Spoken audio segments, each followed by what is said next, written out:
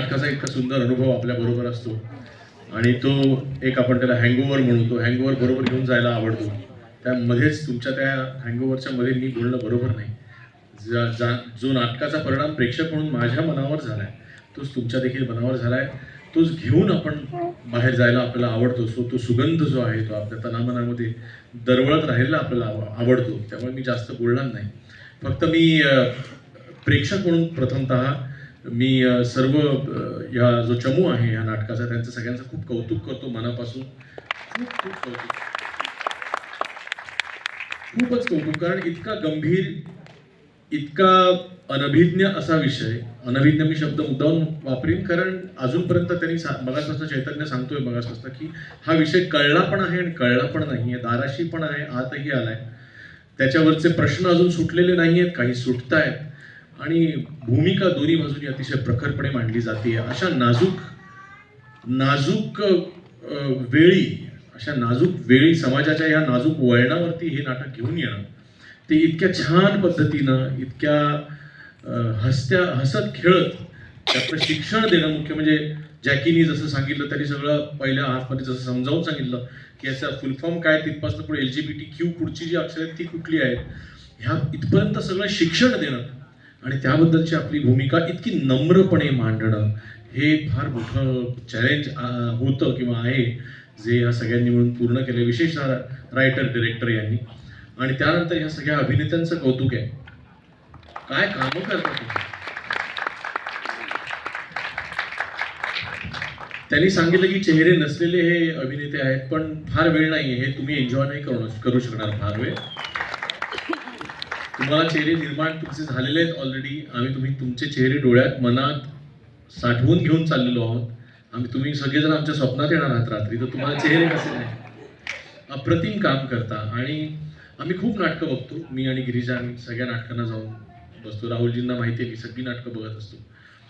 आणि जितके तुम्ही निष्णात होत जाता ना, जितके तुम्ही परिपक्व अभिनेते होत जाता, त्यामधला एक इज तो देखील पाहण्यासारखा असतो. पण ते व्हायच्या आधी, म्हणजे विशेषतः तुमचा इथे सीन चालू असताना इथे बसलेला अभिजित ते जे आहे ते इथे बसून ज्या प्रकारे इन्व्हॉल्व्ह होऊन ते त्यामध्ये त्या सीनमध्ये इन्व्हॉल्व, ज्याला संपूर्ण कॉन्सन्ट्रेशन हे इथे चाललेलं आहे दोघांच्या संवादांवरती, त्यावेळेला तिथे बसून इतक्या एकाग्रपणे त्यामध्ये रंगून जाणं हे केवळ नवीन असतानाच जमतं, नंतर जमत नाही.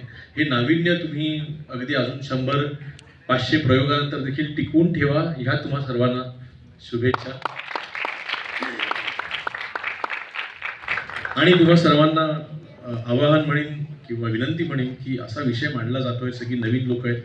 एक महत्त्वाची गोष्ट मला बॅकस्टेजला सांगितली की ही सगळी पुण्याची मंडळी आहेत आणि ह्या नाटकाच्या निमित्ताने ते सगळे मुंबईमध्ये विस्थापित झालेले आहेत आणि ते आता करिअरची सुरुवात करत आहेत.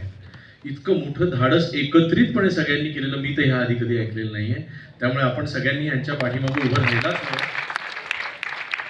तर तुमच्या सोशल मीडिया असेल, तुमचं फेसबुक असेल, इंस्टाग्राम असेल, सगळ्या माध्यमांमधून आपल्या आजूबाजूच्यांना सांगा की हे नाटक अगदी आवर्जून जाऊन पहा.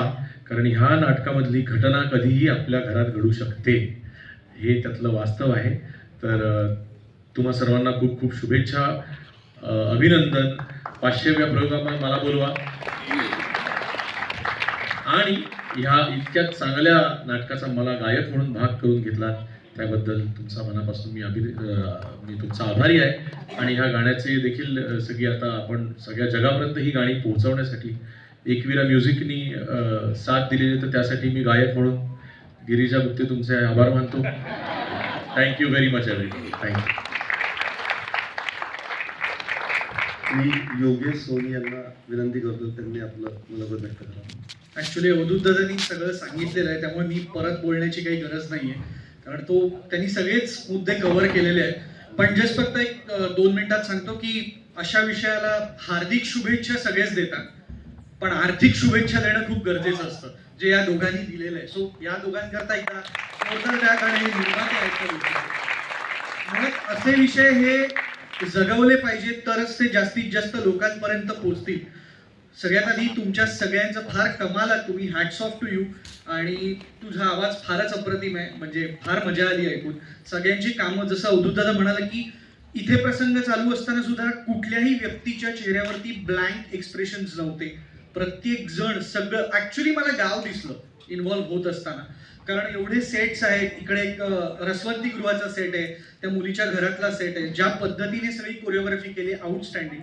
आणि चैतन्य, तुझं विशेष कौतुक आहे की इतकी छान स्क्रिप्ट तू लिहिलेली आहेस. आणि अवधूत दादा, तुझ्यासारखा गायक याला लाभला तर चर्चा तर होणारच. एकदा जोरदार टाळ्या सगळ्यांसाठी आपण वाजवू. आणि खूप सारे शुभेच्छा, असे हजारो प्रयोग होऊ देत. God bless you all. मी सगळ्यांना फक्त विनंती करतो, कारण की थिएटरचं टायमिंग संपलंय आणि पुढचा शो इथे आहे. मला माहिती आहे की तुम्ही आमच्यासाठी खूप महत्त्वाचे आहात, कारण की तुम्ही या संख्येने आलाय. पुढच्या प्रयोगाला अजून याहीपेक्षा संख्या वाढेल.